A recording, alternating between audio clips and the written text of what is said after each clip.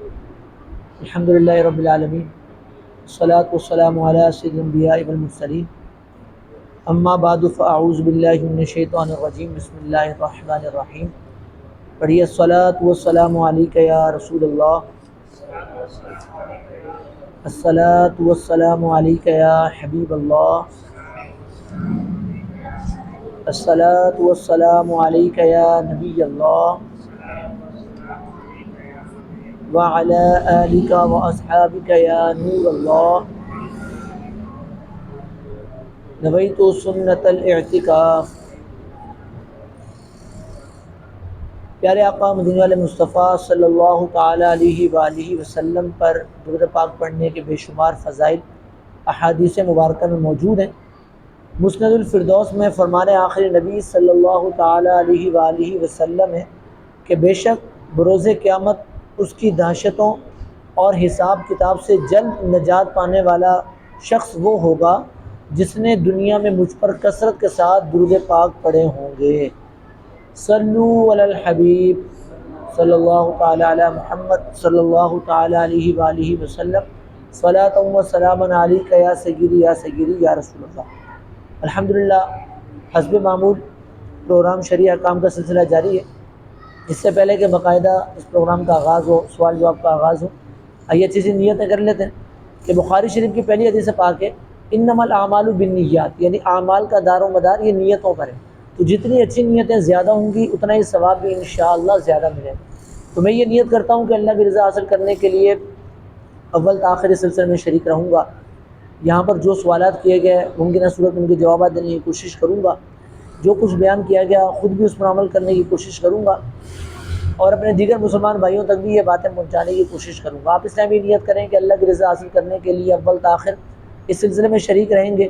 یہاں پر جو کچھ بیان ہوا توجہ کے ساتھ اس کو سنیں گے، عمل بھی کریں گے، اور ممکنہ صورت میں اپنے دیگر مسلمان بھائیوں تک بھی یہ باتیں پہنچائیں گے، اور علم دین کی تعظیم کی نیت سے باادب ہو کر اس سلسلے میں اول تا آخر شریک رہیں گے۔ اللہ تعالیٰ مجھے بھی اور آپ کو بھی عمل کرنے کی توفیق عطا فرمائے۔ السلام علیکم ورحمۃ اللہ وعلیکم السلام وبرکاتہ۔ ورحمۃ مفتی اللہ وبرکاتہ۔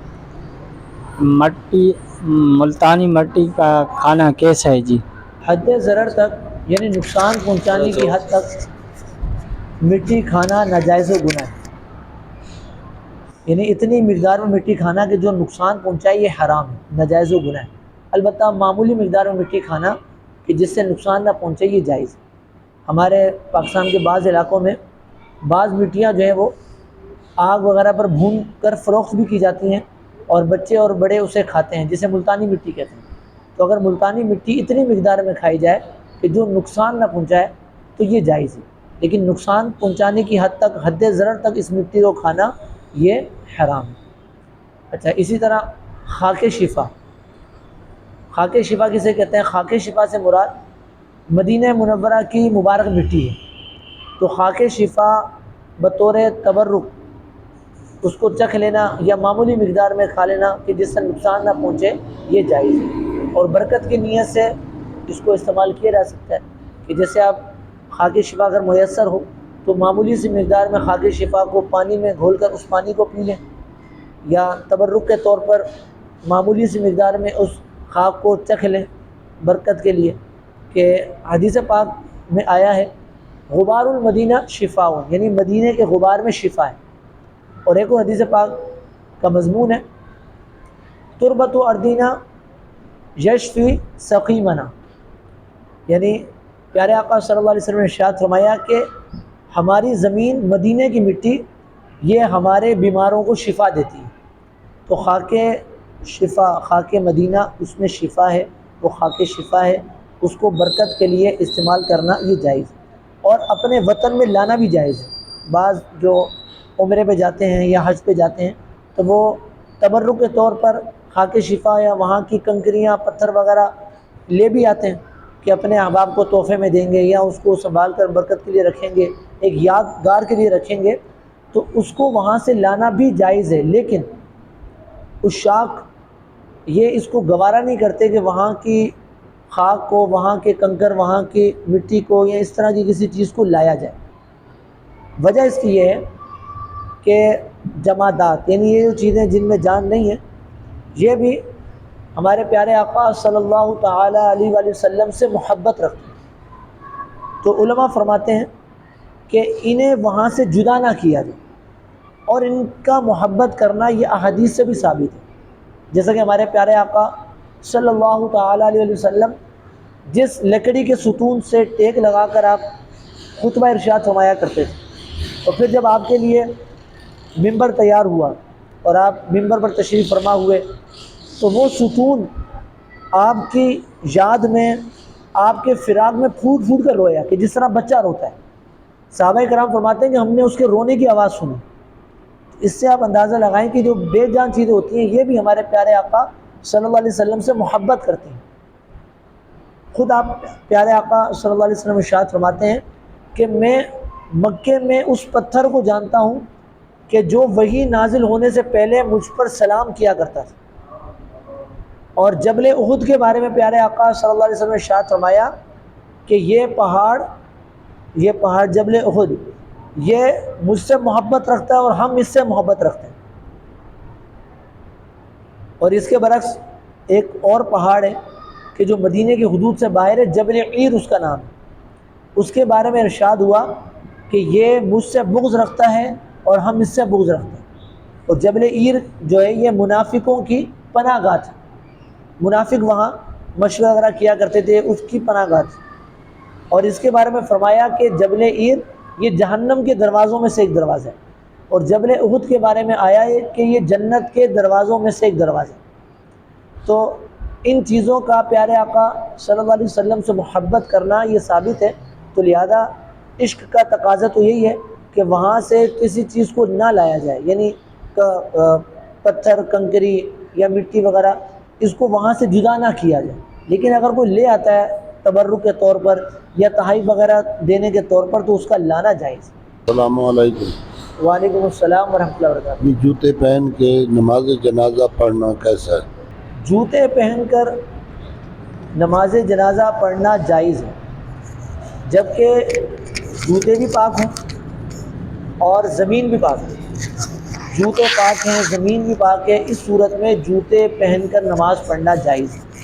اور اگر اس میں ایک چیز بھی نہ پائی جائے، یعنی جوتے پاک نہ ہوں یا پھر زمین پاک نہ ہو، تو ایسی صورت میں اگر کسی نے جوتے پہن کر نماز جنازہ پڑھی تو اس کی وہ نماز جنازہ ادا نہیں ہوگی۔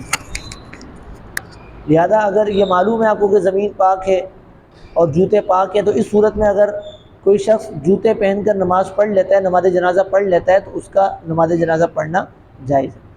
لیکن اس میں احتیاط کا تقاضا یہ ہے کہ اگر زمین پاک ہو تب بھی احتیاط کا تقاضا یہ ہے کہ جوتے اتار کر نماز جنازہ پڑھی جائے، کیونکہ جوتے اگرچہ پاک ہوں لیکن استعمالی جوتے جو ہوتے ہیں یہ گندے ضرور ہوتے ہیں، کہ بندہ استعمال کرتا ہے آتا جاتا ہے تو گندے ہوتے ہیں، تو ان کو پہن کر نماز جنازہ نہ پڑھی جائے، یہ احتیاط ہے۔ اور اگر کسی زمین کے بارے میں یہ شبہ ہو کہ شاید یہ ناپاک ہو، اس کے ناپاک ہونے کا شبہ ہو، تو ایسی صورت میں جوتے اتار کر ان جوتوں کے اوپر کھڑے ہو کر نماز پڑھیں۔ اگر زمین کے ناپاک ہونے کا شبہ ہو یا پھر یقین ہو کہ یہ زمین ناپاک ہے، تو ایسی صورت میں جوتے پر پاؤں رکھ کر، یعنی پاؤں جوتوں سے نکال کر ان جوتوں پر پاؤں رکھ کر نماز جنازہ پڑھ لی جائے، تو اس صورت میں نماز جنازہ ادا ہو جائے گی، اگرچہ نیچے زمین ناپاک ہو اور جوتے کا نچلا حصہ کہ جو زمین کے ساتھ ٹچ ہو رہا ہے وہ بھی ناپاک ہو، تب بھی اگر جوتے کا اوپری حصہ، اوپر والا حصہ کہ جہاں آپ نے پاؤں رکھے ہوئے، اگر وہ حصہ پاک ہے تو امام محمد علیہ رحمہ کے قول کے مطابق نماز جنازہ جائز ہے، اور یہی مفتابی قول ہے۔ تو یہاں پر 3 صورتیں بن گئیں کہ جوتا پہن کر نماز جنازہ پڑھنا، تو اس میں یہ ضروری ہے کہ اگر آپ جوتا پہن کر نماز جنازہ پڑھ رہے ہیں تو جوتا بھی پاک ہو اور زمین بھی پاک ہو۔ اور دوسری صورت یہ ہے کہ اگر آپ جوتے سے پاؤں نکال کر جوتوں پر پاؤں رکھ کر نماز جنازہ پڑھ رہے ہیں، تو ایسی صورت میں جوتے کا جو اوپری حصہ ہے جہاں پر آپ کا پاؤں ہے اس حصے کا پاک ہونا ضروری ہے۔ اگر نیچے زمین ناپاک ہے یا جوتے کا نچلا حصہ ناپاک ہے تب بھی آپ کی نماز جنازہ ہو جائے گی۔ اور ایک تیسری صورت کہ آپ جوتے پاؤں سے نکال دیں اور صرف زمین پر کھڑے ہو کر نماز جنازہ پڑھیں، تو ایسی صورت میں اس زمین کا پاک ہونا یہ ضروری ہے۔ تو سب سے آسانی والی رائے یہی ہے کہ بندہ جوتے اتار کر زمین پر کھڑے ہو کر جنازہ پڑھے، اور اگر گرمی ہے، زمین گرم ہے اور یہ ممکن نہیں ہے تو پھر اس صورت میں آپ جوتے سے پاؤں نکال کر جوتوں پر پاؤں رکھ کر نماز جنازہ پڑھ لیں، ورنہ اگر آپ نے جوتے پہن کر نماز جنازہ پڑھی تو دونوں حصوں کا یعنی زمین کا بھی اور جوتے کا بھی پاک ہونا ضروری ہے۔ السلام علیکم۔ وعلیکم السلام ورحمۃ میرا اللہ سوال یہ ہے کہ جیسے ہم نماز جنازہ کے لیے جگہ ایک مقرر کی ہوتی ہے گراؤنڈ میں یا کسی جگہ پہ، وہیں کھیلتے بھی رہتے ہیں، سب کچھ ہوتا رہتا ہے، جانور وغیرہ بھی آتے رہتے ہیں، تو وہ جگہ کو تو صفائی ستھرائی نہیں کی جاتی، لیکن نماز جنازہ ادھر ہوتی ہے، تو اس بارے میں کیا کرنا چاہیے؟ دیکھیں شریعت مطہرہ کی اس معاملے میں بہت آسانی ہے۔ شریعت مطہرہ کے نزدیک کوئی بھی چیز محض شبہے سے وسوسے سے ناپاک نہیں ہوتی۔ جب تک آپ کو کسی چیز کے بارے میں یقینی معلومات نہ ہو کہ یہ چیز ناپاک ہے، تب تک اس چیز پر ناپاکی کا حکم نہیں لگایا جا سکتا۔ اور آپ کا یہ کہنا کہ بچے وہاں کرکٹ کھیلتے ہیں، اب وہ چپلیں بھی لے کر آتے ہوں گے، ان چپلوں میں ناپاکی لگی ہوگی، اب وہ زمین استعمال کرتے تو ان کا وہاں کھیل کود کرنا، تو کیا اس صورت میں وہ زمین پاک ہوگی، وہاں پر جنازہ ادا کیا جا سکے گا؟ تو وہاں ان کا کھیل کود کر لینا، تو اس سے وہ زمین ناپاک نہیں ہوگی۔ کہ کھیل کود کر لینے سے زمین ناپاک نہیں ہوتی، وہ زمین پاک ہی ہے۔ اگر اس جگہ پر نماز جنازہ ادا کی تو نماز جنازہ ادا ہو جائے گی۔ اسی طرح اگر کسی جگہ پر گٹر کا پانی جیسے کھڑا ہو، بعض دفعہ ایسا ہوتا ہے گٹر ابل جاتے ہیں، اب گندا پانی باہر نکلتا ہے اور وہ زمین پر کھڑا ہو جاتا ہے، اس جگہ کھڑا ہو جاتا ہے۔ پھر ایک وقت ایسا آتا ہے کہ وہ جب گٹر وغیرہ کی صفائی کی جاتی ہے تو وہ پانی سوکھ جاتا ہے، اور ایسا وہ جگہ جو ہے وہ خشک ہو جاتی ہے کہ وہ جو گندگی تھی، نجاست تھی، اس کا اثر ختم ہو جاتا ہے۔ تو جب وہ اثر ختم ہو جائے، وہ گندگی دور ہو جائے، تو اب وہ زمین پاک ہوگی کہ اب پہلے اس پر نجاست تھی، جیسے گٹر کا پانی تھا، گندگی تھی، لیکن وہ ہوا لگنے سے، دھوپ لگنے سے وہ گندگی خشک ہو گئی، ختم ہو گئی، اس کا اثر جاتا رہا۔ تو اب ہم جو دیکھ رہے ہیں تو ہمارے سامنے زمین ہے، اس پر کوئی ایسی گندگی نہیں ہے، تو وہ زمین پاک ہے۔ یعنی پاک اس اعتبار سے ہے کہ وہاں پر نماز پڑھ سکتے ہیں، نماز جنازہ ادا کر سکتے ہیں۔ ہاں اس جگہ سے اب تیمم نہیں ہو سکتا کہ وہ جگہ ناپاک ہو گئی تو اب وہ تیمم اس جگہ نہیں ہو سکتا، لیکن نماز پڑھنے کے اعتبار سے، نماز جنازہ پڑھنے کے اعتبار سے وہ زمین پاک ہے۔ تو شریعت اتنی آسانی بیان فرماتی ہے کہ ایک جگہ گندگی تھی، نجاست تھی، لیکن اس کا اثر ختم ہو گیا تو وہ زمین پاک ہو گئی۔ اور آپ کا سوال تو اس سے بھی آگے کا ہے کہ وہاں پر کھیل کود کرتے ہیں، اس کے علاوہ وہاں پر کوئی نجاست گندگی نہیں ہے، تو صرف کھیل کود کر لینے سے وہ جگہ ناپاک نہیں ہوگی، وہ جگہ پاک ہی ہوگی، اس جگہ بھی نماز جنازہ ادا کیا جا سکتا ہے۔ السلام علیکم ورحمۃ اللہ وعلیکم وبرکاتہ۔ السلام ورحمۃ اللہ وبرکاتہ۔ جی کون سے جانور ہیں جو جنت میں جائیں گے؟ تفسیر روح البیان میں ہے کہ 10 جانور ایسے ہیں کہ جو جنت میں جائیں گے، 10 خوش نصیب ایسے جانور ہیں کہ جو جنت میں جائیں گے۔ نمبر 1، پیارے آقا صلی اللہ تعالیٰ علیہ وسلم کی مبارک اونٹنی کہ جس کا نام قصوہ تھا، تو یہ مبارک اونٹنی جنت میں جائے گی۔ حضرت صالح علیہ السلام کی مبارک اونٹنی کہ جس کے بارے میں ارشاد باری تعالیٰ ہوا ھذہ ناقۃ اللہ، یعنی یہ اونٹنی، یہ اللہ کی اونٹنی، یعنی اس کو اللہ کی اونٹنی کہا گیا۔ تو حضرت صالح علیہ السلام کی جو مبارک اونٹنی تھی، یہ اونٹنی بھی جنت میں جائے گی۔ حضرت ابراہیم علیہ السلام کا بچھڑا، یعنی جب فرشتے حضرت ابراہیم علیہ السلام کی بارگاہ میں حاضر ہوئے تو ارشاد باری تعالیٰ ہے فراغ الی اہلہ، یعنی جب آپ اپنے اہل سے فارغ ہوئے، فجاء بعجل سمین، تو آپ ایک نفیس عمدہ بھنا ہوا بچھڑا جو ہے وہ فرشتوں کی بارگاہ میں آپ نے پیش کیا۔ تو وہ جو بچھڑا تھا جس کو حضرت ابراہیم علیہ السلام نے بھون کر جو ہے فرشتوں کو پیش کیا تھا، تو وہ بچھڑا بھی جنت میں جائے گا۔ حضرت اسماعیل علیہ السلام کا مینڈا، یعنی جب آپ کو ذبح کرنے کے لیے حضرت ابراہیم علیہ السلام نے لٹایا تو آپ کی جگہ فدیہ میں مینڈا آیا کہ جسے ذبح کیا گیا، تو وہ جو مینڈا جو آپ کے فدیہ میں آیا تھا، ایک قول کے مطابق وہ جنت سے آیا تھا، تو وہ مینڈا بھی جنت میں جائے گا۔ اس کے جو سینگ تھے یہ خانہ کعبہ میں نصب تھے۔ جب یزیدی فوج نے، یزیدی لشکر نے معاذ اللہ کعبے پر حملہ کیا اور کعبے کو اس وقت آگ لگی، تو اس آگ میں وہ جو سینگ تھے وہ بھی جل گئے۔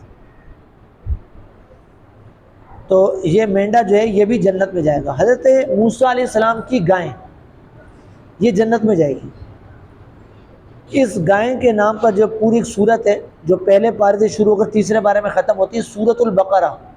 بقرہ جو ہے عربی میں گائیں کو کہتے ہیں، بقرہ یعنی 2 نقطے والی کاف، بقرہ، تو یہ گائیں کو کہتے ہیں۔ تو اس سورت میں چونکہ گائیں کا واقعہ ذکر کیا کہ بنی اسرائیل میں جو کزن تھے، اس نے اپنے کزن کو دولت کے لالچ میں اگر قتل کر دیا، تو اب بنی اسرائیل کو یہ پہچان کرنی تھی کہ اس کا مقتول، اس کا قاتل کون ہے، اس کو کس نے قتل کیا. تو وہ پھر ایک لمبا چوڑا واقعہ کہتے ہیں، موسیٰ علیہ السلام کی بارگاہ میں حاضر ہوئے، پھر آپ نے وہ ایک صفات بیان کی کہ ایسی ایسی گائیں ہوں. تو وہ گائیں جب ان کو ملی تو اس گائیں کو انہوں نے ذبح کیا، اور پھر اس کا جو ہے وہ کوئی سا بھی ٹکڑا کہا گیا کہ اس کو ذبح کر کے اس گائیں کا ٹکڑا جو ہے وہ اس مقتول کو مارا جائے تو وہ زندہ ہو کر اپنے قاتل کا نام بتائے. تو جب ایسا کیا گیا تو وہ زندہ ہوا اور اس نے اپنے قاتل کا نام بتایا کہ مجھے میرے چچا کے لڑکے نے جو ہے وہ قتل کیا. تو وہ جو گائیں تھی اس کو وہ جو ہے وہ بھی جنت میں جائے گی.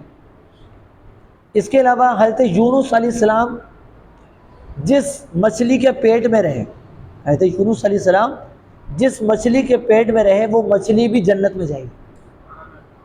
اچھا، اس سے علماء کرام فرماتے ہیں کہ وہ مچھلی کہ جس کے پیٹ میں حضرت یونس علیہ السلام چند دن رہے، اب وہ مچھلی تو جنت میں جائے، تو وہ مبارک ماں کہ جس کے پیٹ میں ہمارے پیارے آقا صلی اللہ علیہ وسلم تشریف فرما ہوئے، ہماری مبارک ماں حضرت آمنہ رضی اللہ تعالیٰ عنہ، وہ کیسے دوزخ میں جا سکتی ہیں؟ یعنی اب بعض لوگ یہ بھی کہتے ہیں کہ آپ کے جو والدین کریمین تھے یہ معاذ اللہ مومن نہیں تھے، ایمان والے نہیں تھے، تو یہ جنت میں نہیں جائیں گے معاذ اللہ. تو سوچنے کی بات ہے کہ جس مچھلی کے پیٹ میں حضرت یونس علیہ السلام چند دن رہے تو وہ مچھلی تو جنت میں جائے، اور جس مبارک خاتون کے پیٹ میں ہمارے پیارے آقا صلی اللہ علیہ وسلم تشریف فرما رہے ہیں تو وہ کیسے دوزخ میں جا سکتی ہے؟ تصور ہی نہیں.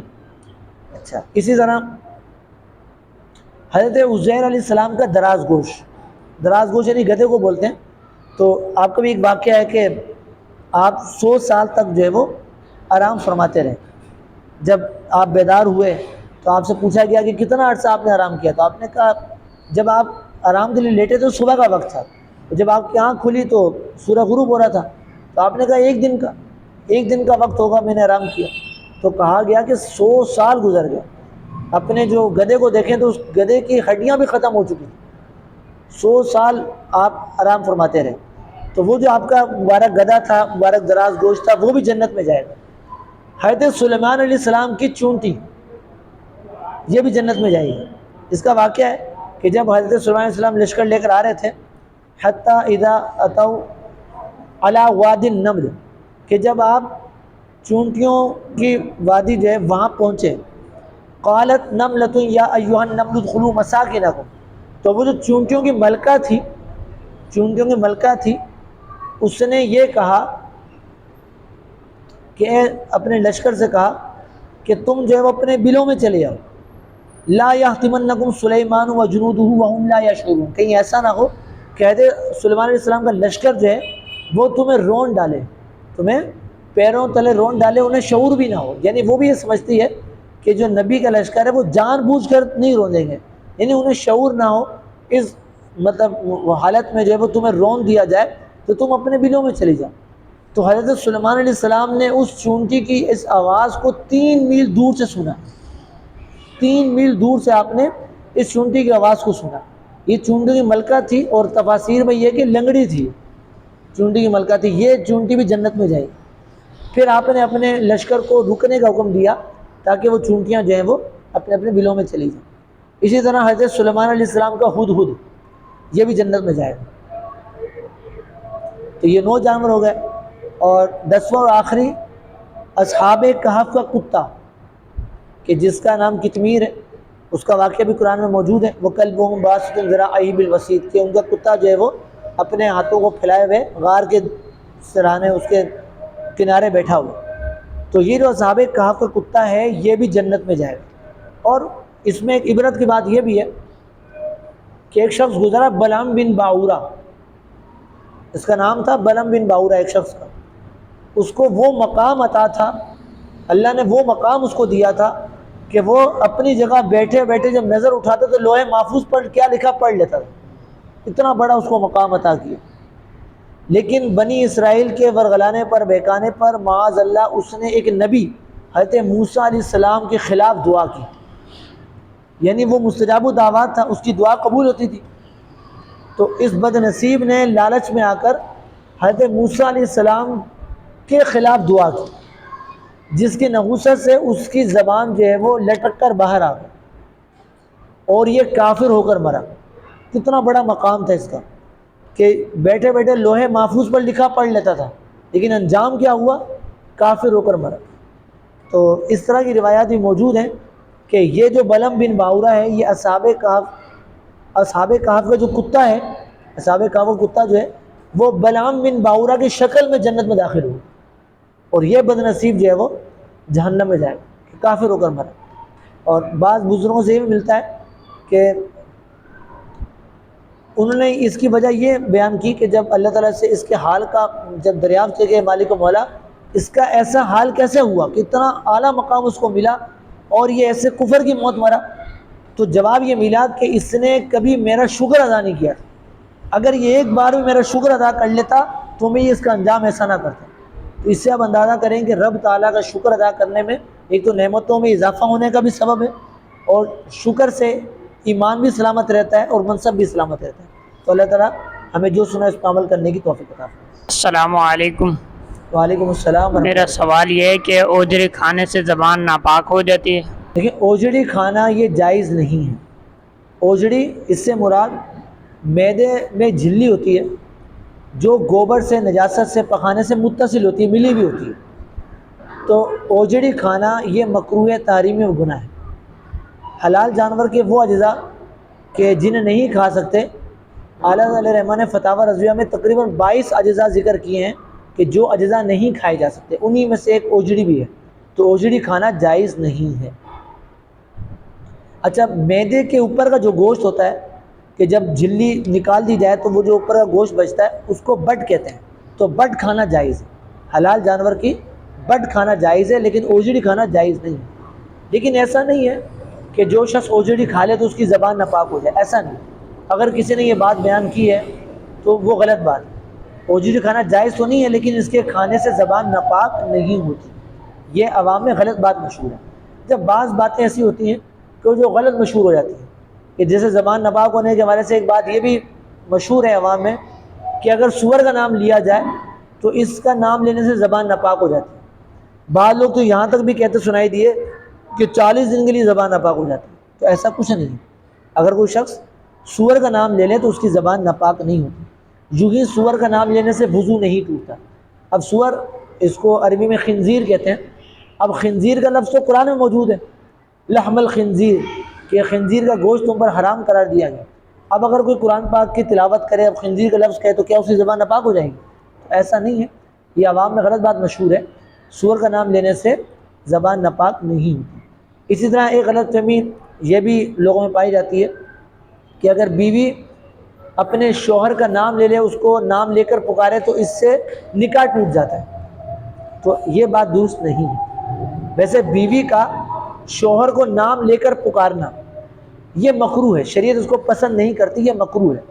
شرعاً یہ پسندیدہ نہیں ہے کہ بیوی اپنے شوہر کو اس کا نام لے کر پکارے، لیکن ہو سکتا ہے کسی نے کوئی غلط مسئلہ یوں بیان کر دیا کہ بیویاں جو ہیں وہ شوہروں کو نام لے کر پکارتی ہیں، تو یہ بات بیان کر دی کہ اگر بیوی نے جو ہے وہ شوہر کا نام لے تو نکاح ٹوٹ جائے گا تاکہ عورتیں بچیں، تو ہو سکتا ہے کسی نے اس وجہ سے یہ مسئلہ بیان کر دیا، لیکن یہ مسئلہ درست نہیں ہے۔ اگر بیوی اپنے شوہر کا نام لے لے، اس کو نام لے کر پکار لے، تب بھی اس کا نکاح نہیں ٹوٹے گا۔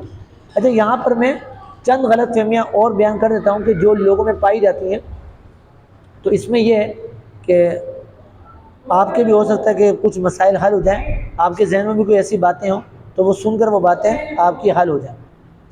ایک غلط فہمی یہ پائی جاتی ہے کہ اگر نمک زمین پر گر جائے، اگر نمک زمین پر گر جائے تو بروز قیامت اسے پلکوں سے اٹھانا ہوگا۔ بعض لوگ یہ کہتے سنائی دیتے، سوچے شاید آپ نے بھی سنا ہو کہ اگر نمک زمین پر گر جائے تو اسے پلکوں سے اٹھانا ہوگا، قیامت والے دن بندہ اس کو پلکوں سے اٹھائے گا۔ تو ایسا کچھ نہیں۔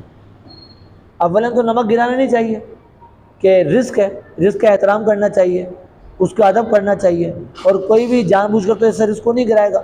لیکن اگر کبھی غلطی سے بھولے سے نمک گر جائے زمین پر یا کوئی اور چیز گر جائے تو ایسا نہیں ہے کہ اب نمک زمین پر گر گیا تو اب اس کی سزا یہ ہے کہ بروز قیامت بندہ جو ہے وہ اپنی پلکوں سے اس کو اٹھائے گا، ایسا نہیں۔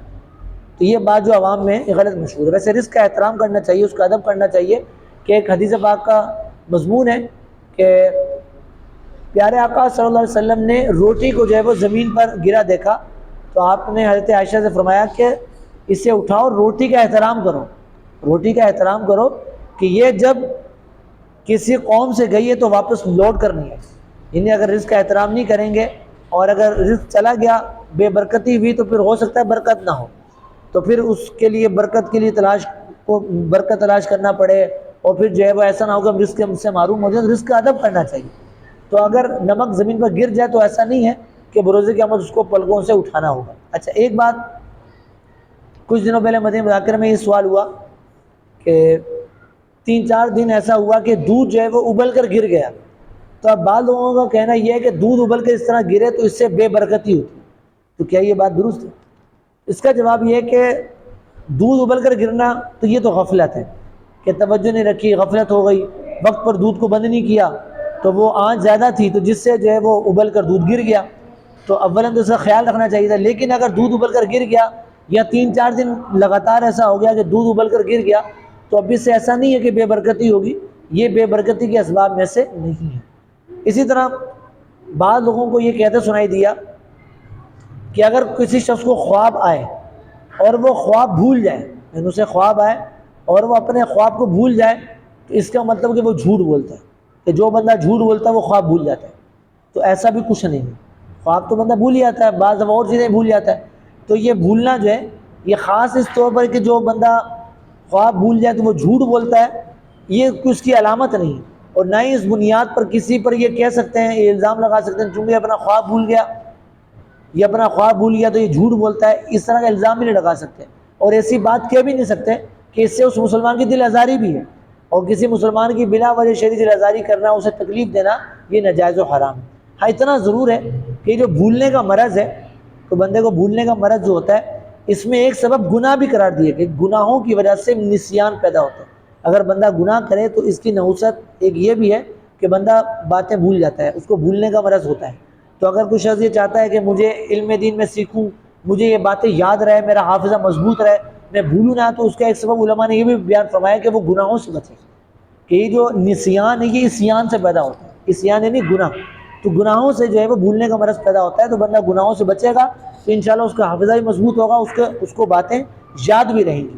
لیکن اس کا ہرگز یہ مطلب نہیں کہ جو خواب بھول جائے تو اس پر یہ الزام لگا دیا جائے کہ اس نے خواب اپنا بھول گیا تو یہ جھوٹ بولتا ہے، تو یہ اس کی علامت نہیں ہے۔ اچھا، ایک اور آخری غلط فہمی بیان کر دیتا ہوں کہ نماز میں جب آپ اتحیات میں بیٹھتے ہیں، تشہد میں بیٹھتے ہیں، تو اس میں درست طریقہ یہ ہے کہ آپ جب تشہد میں بیٹھیں تو آپ اپنے ہاتھ گھٹنوں کے قریب رکھیں، یہ جو ہاتھ ہیں، انگلیاں گھٹنوں کے قریب رکھیں، یہ درست طریقہ ہے، نہ تو بہت زیادہ پیچھے رکھیں اور نہ ہی بہت لٹکا کے رکھیں، بلکہ گھٹنوں کے قریب رکھیں۔ جس طرح ہم رکوع کرتے ہیں، رکوع میں ہم گھٹنوں کو پکڑتے ہیں، تو اس طرح آپ نے گھٹنوں کو پکڑنا نہیں ہے۔ جب آپ اتحیات میں بیٹھیں گے، تشہد میں بیٹھیں گے، تو آپ اس طرح گھٹنوں کو پکڑیں گے نہیں، بلکہ درست طریقہ یہ ہے کہ آپ اپنی انگلیاں گھٹنوں کے قریب رکھیں گے، قبلہ رخ ہوں گی انگلیاں اور گھٹنوں کے قریب ہوں گی، یہ درست طریقہ ہے۔ لیکن عوام میں ایک بات غلط مشہور ہے کہ اگر آپ اتحیات میں بیٹھے ہوئے ہیں اور آپ نے اپنی انگلیاں لٹکا لی، گھٹنوں سے نیچے لٹکا لی، تو اگر آپ نے انگلیاں نیچے لٹکائیں تو یہ جو انگلیاں نیچے لٹک رہی ہیں، قیامت والے دن ان انگلیوں کو کاٹ دیا جائے گا۔ بعض لوگ یہ کہہ رہے ہوتے ہیں کہ یہ انگلیاں آگ میں جائیں گی، تو ایسا کچھ نہیں ہے کہ یہ انگلیاں آگ میں جائیں گی یا ان انگلیوں کو کاٹ دیا جائے گا۔ درست طریقہ یہ ہے کہ اپنی انگلیاں یہ جو ہے وہ گھٹنوں کے قریب رکھیں اور قبلہ رخ۔ اگر آپ یہ لٹکا کے رکھیں گے تو قبلہ رخ تو نہیں ہوں گی، قبلہ رخ تبھی ہوں گی جب یہ اس طرح ہوں، گھٹنوں کے قریب، ان کا رخ قبلے کی طرف ہو۔ لیکن اگر کوئی یوں لٹکا لیتا ہے یا اس طرح گھٹنوں کو پکڑ لیتا ہے تو بھی جائز ہے، گناہ نہیں ہے۔ لیکن یہ جو لوگوں میں بات مشہور ہے کہ اگر انگلیاں یوں لٹک رہی ہوں گی تو انگلیوں کو کاٹ دیا جائے گا، تو ایسا کچھ نہیں۔ السلام علیکم ورحمۃ اللہ وبرکاتہ۔ وعلیکم السلام ورحمۃ اللہ وبرکاتہ۔ مفتی صاحب سے یہ پوچھنا تھا کہ اونٹ کا گوشت کھانے کے بعد وضو کرنا کیوں ضروری ہے؟ ترمذی شریف کی حدیث پاک ہے، حضرت برا بن عازب رضی اللہ تعالیٰ عنہ اس حدیث کو روایت کرتے ہیں کہ پیارے آقا صلی اللہ تعالیٰ علیہ وسلم سے یہ معلوم کیا گیا، سوال کیا گیا کہ کیا اونٹ کے گوشت کھانے کے بعد وضو کیا جائے؟ تو آپ نے فرمایا ہاں۔ پھر دوبارہ عرض کی کہ یا رسول اللہ صلی اللہ علیہ وسلم کیا بکری کا گوشت کھانے کے بعد وضو کیا جائے؟ آپ نے فرمایا نہیں۔ تو امام احمد بن حنبل علیہ رحمہ ان کا یہ موقف ہے کہ اونٹ کا گوشت کھانے سے وضو ٹوٹ جاتا ہے، لہذا اگر کوئی شخص اونٹ کا گوشت کھائے تو اب اس کے بعد وہ وضو کرے گا، اس کا وضو ٹوٹ چکا۔ اس کے علاوہ حنفی، شافعی اور مالکی ان کا یہ موقف ہے کہ اونٹ کا گوشت کھانے سے وضو نہیں ٹوٹتا. دیگر دلائل ہیں جس کی بنیاد پر یہ موقف ہے, ہمارا بھی یہی موقف ہے کہ اونٹ کا گوشت کھانے سے وضو نہیں ٹوٹتا. یہ جو حدیث پاک میں وضو کرنے کا کہا گیا تو اس کو علماء کرام یہ جواب ارشاد فرماتے ہیں کہ یہاں وضو سے مراد کھانے کا وضو ہے. یعنی ایک حدیث پاک کا مفہوم ہے کہ جو شخص کھانے سے پہلے وضو کرتا ہے اور کھانے کے بعد وضو کرتا ہے, تو فرمایا کہ کھانے سے پہلے کا وضو کرنا یہ محتاجی کو دور کرتا ہے. یعنی اگر کسی کو یہ محتاجی کی شکایت ہو تو ایک عمل مل گیا کہ اگر ہم یہ چاہیں کہ ہم محتاج ہونے سے بچ جائیں, بے برکتی نہ ہو, تنگ دستی نہ ہو, اس سے بچ جائیں, تو اس کا ایک بہترین علاج کیا ہے کہ آپ کھانے سے پہلے وضو کریں. تو فرمایا کہ کھانے سے پہلے کا وضو یہ محتاجی کو دور کرتا ہے اور کھانے کے بعد کا وضو یہ گناہ صغیرہ کو مٹاتا ہے. یعنی گناہ صغیرہ جو ہوتا ہے یہ ان کو مٹاتا ہے. تو کھانے کے وضو سے مراد یہ ہے کہ کھانے سے پہلے دونوں ہاتھ یہ گٹوں تک دھوئے جائیں اور کلی کی جائے, تو یہ کھانے کا وضو ہے. تو یہ جو حدیث پاک میں اونٹ کا گوشت کھانے کے بعد وضو کا فرمایا گیا تو علماء فرماتے ہیں کہ یہاں وضو سے مراد کھانے کا وضو ہے, وہ والا وضو نہیں جو ہم نماز کے لیے وضو کرتے ہیں. البتہ اونٹ کا گوشت کھانے کے بعد وضو کر لینا مستحب ہے کہ چونکہ ایک امام کے نزدیک وضو ٹوٹ جاتا ہے تو ان کے مذہب کی رعایت کرتے ہوئے اگر وضو کر لیا جائے تو یہ مستحب ہے کہ اونٹ کا گوشت کھانے کے بعد وضو کر لیا جائے, لیکن اس سے وضو ٹوٹتا نہیں. اگر کوئی وضو نہ کرے اور اونٹ کا گوشت کھانے کے بعد ویسے نماز پڑھ لے تب بھی اس کی وہ نماز ہو جائے گی. السلام علیکم ورحمۃ اللہ وبرکاتہ. وعلیکم السلام ورحمۃ اللہ وبرکاتہ. مفتی صاحب آپ کی بارگاہ میں عرض یہ ہے کہ مکھی, مچھر, سانپ, بچھو مارنا کیسا ہے؟ مکھی, مچھر, سانپ, بچھو وغیرہ ان کو مارنا جائز ہے. یہاں پر ایک بات یاد رکھیں کہ ویسے تو شریعت نے کسی بھی جانور کو, کسی بھی جاندار کو بغیر کسی شرعی وجہ کے مارنے سے منع کیا کہ بغیر کسی وجہ کے ان کو نہیں مار سکتے. لیکن دفع ضرر کے لیے یعنی اپنے سے نقصان دور کرنے کے لیے, اگر آپ کو تکلیف پہنچ رہی ہے تو اس تکلیف کو دور کرنے کے لیے یا حصول نفع کے لیے یعنی نفع حاصل کرنے کے لیے جانور کو مارنا یہ جائز ہے. اب جیسے ہم عید کے دنوں میں اس کے علاوہ بھی جو حلال جانوروں کو ذبح کرتے ہیں, مرغی ذبح کر کے کھا رہے ہوتے ہیں تو ہم مرغی کو ذبح کرتے ہیں, حلال جانوروں کو ذبح کرتے ہیں, وجہ حصول نفع, ان سے نفع حاصل کرنا. تو جس طرح نفع حاصل کرنے کے لیے کسی جانور کو مارنا جائز ہے, اسی طرح اپنے سے تکلیف کو دور کرنے کے لیے دفع ضرر کے لیے بھی کسی جاندار کو مارنا یہ جائز ہے. جیسا یہ مکھی مچھر ہو گئے تو کہ کبھی تکلیف پہنچاتے ہیں, ایذا پہنچاتے ہیں, تو ان کو مارنا, یا حشرات الارض ہو گئے, لال بیگ وغیرہ ہو گئی جن سے بندے کو خوف آتا ہے, سانپ بچھو ہو گیا کہ ان کو اگر آپ نہیں ماریں گے تو یہ آپ کو تکلیف پہنچا سکتے ہیں, آپ کی جان بھی لے سکتے ہیں, تو ان کو مارنا جائز ہے. لیکن اس میں شریعت کا اصول یاد رہے کہ جب بھی کسی جاندار کو مارا جائے, اس کی جان نکالی جائے تو کم سے کم تکلیف کے ساتھ.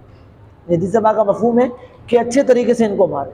اگر کسی جانور کو ذبح کرنا ہے تو اچھے طریقے سے اس کو ذبح کرو, کم سے کم تکلیف کے ساتھ ان کو مارا جائے. زیادہ تکلیف دے کر یا بہت شدید ضربیں لگا کر یا تڑپا کر ان کو نہ مارا جائے, یا کوئی ایسا ذریعہ اختیار نہ کیا جائے کہ جس سے شریعت نے منع کیا, جیسے آگ کا عذاب دینا. یہ اللہ تعالیٰ کے ساتھ خاص ہے. اللہ عز و جل کے علاوہ کسی کے لیے بھی جائز نہیں ہے کہ وہ کسی کو آگ کا عذاب دے.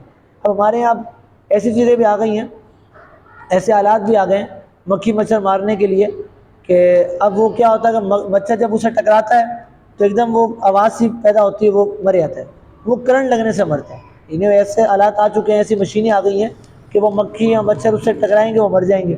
تو یہاں جو کرنٹ لگ کر مر رہے ہیں تو یہ آگ کا عمل سے پایا جا رہا ہے, وہ گویا کہ آگ کا عذاب دیا جا رہا ہے, تو اس سے منع کیا. تو اس طریقے کو اختیار نہ کیا جائے. ہاں میٹ لگا لیا جائے کہ جس سے مچھر مر جاتے ہیں, کوئی اور طریقہ ایسے اختیار کیا جائے ان کو مارنے کا.